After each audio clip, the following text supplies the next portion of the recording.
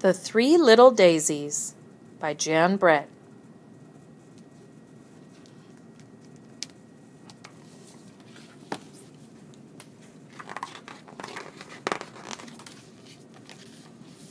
The Three Little Daisies.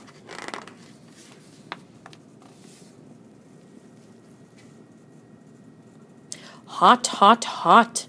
The little daisies were almost grown up, and it was time for them to find their own place. Mimby, Pimby, and Timby waved goodbye to Mommy, Daddy, aunties, uncles, and their cousins, and set out for the distant mountain. "Come and visit us," they shouted. "A place cooler, a place less crowded, a place safe from the eagles."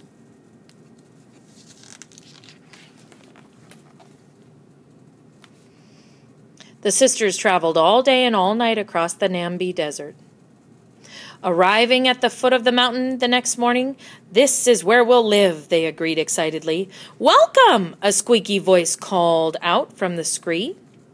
It came from a handsome, smiling Agma man. "No one has lived here for a long time. Just me and a family of eagles up on the mountain." "Eagles?" The three little daisies shivered in the hot, hot sun.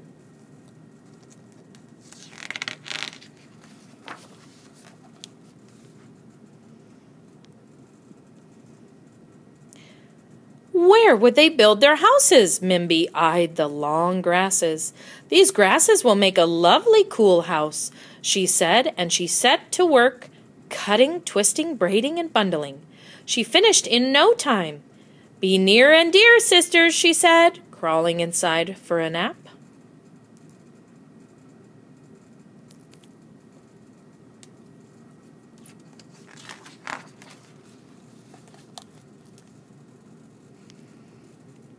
Pimby spotted pieces of driftwood, silver from the sun, lying in the sand of the dry riverbed.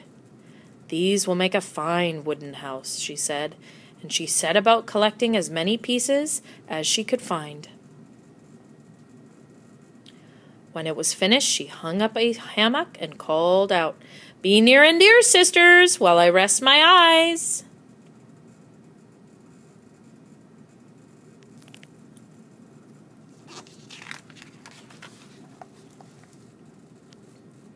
Timby looked at the rocks around the mountain.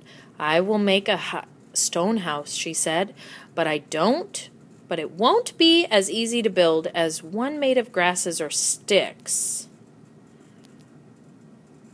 And it wasn't. She had to work all day in the hot sun to get it finished, in time to sleep in it at night. A Agma man had been watching them. He was happy they were staying on. He had missed having company.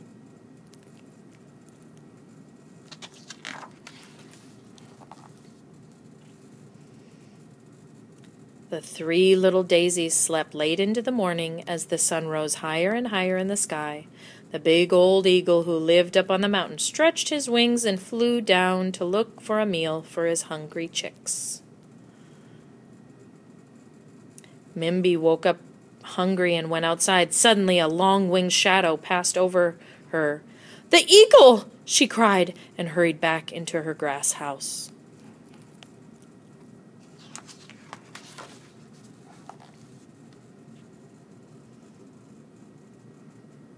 "I see you, Daisy," the eagle screeched and swooped down. I'll flap, and I'll blow your house in." He squawked, beating the air with his wings until the grass roof sailed off. The eagle grabbed Mimby and lifted her up to his nest.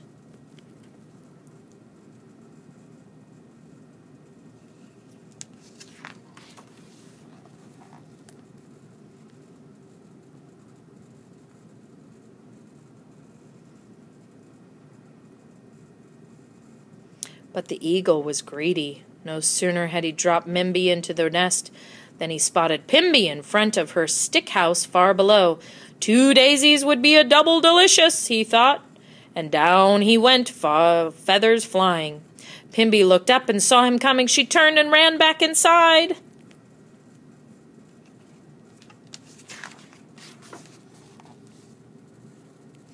The eagle landed and screeched. "I'll flap and I'll flap and I'll blow your house in," he squawked. Twigs flew, sticks rattled, until Pimby's stick house fell apart. Then, just like Mimby, she felt herself being lifted high in the sky and plunked down in the eagle's nest.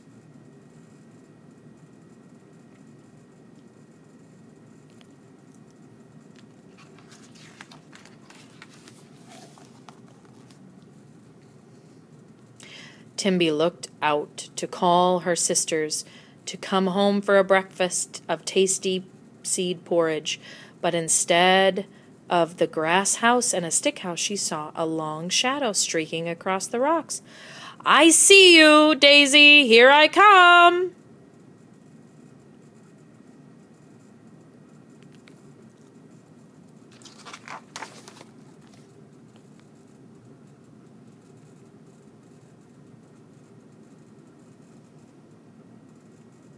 The eagle landed and shrieked, "I'll flap and I'll flap, I'll flap and I'll clap, and I'll blow your house in." He flapped and clapped and beat his wings. Dust and sand blew everywhere, but the stone house didn't move. He tried again, flapping and clapping even harder. Dust and sand got in his eyes, but the stone house didn't budge.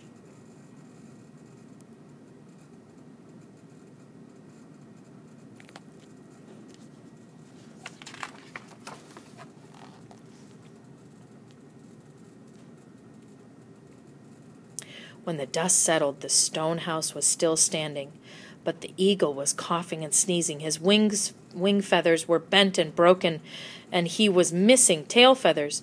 Knowing when to quit, he hopped his way up to his nest. At least he had 2 daisies waiting for his dinner.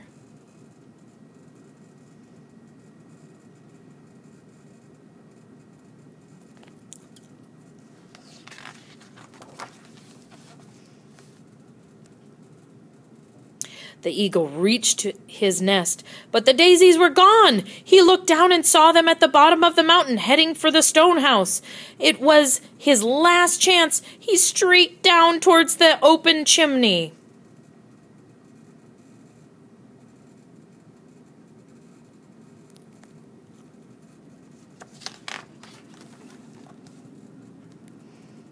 Inside, the 3 sisters hugged each other. "There's nothing like a stone house when there are eagles abundant," they cried. Just then the eagle tumbled down the chimney. "I'll flap and I'll clap and I'll—" A hot blast from the fire hit him. "Fly home for a nap," he squealed. As fast as he could, he squeezed back up the chimney and flew home, all black and singed from the smoky fire, and Mimby, Pimby, and Timby never saw so much as a tail feather of the eagle ever again.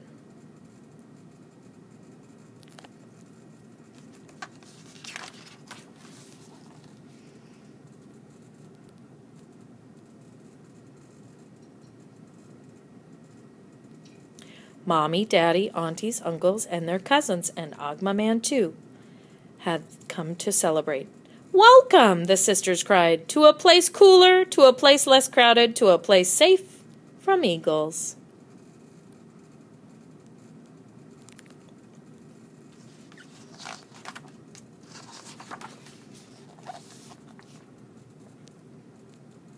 And if you travel to Namibia today, you will see daisies living in stone houses with handsome Ogma men looking out for them.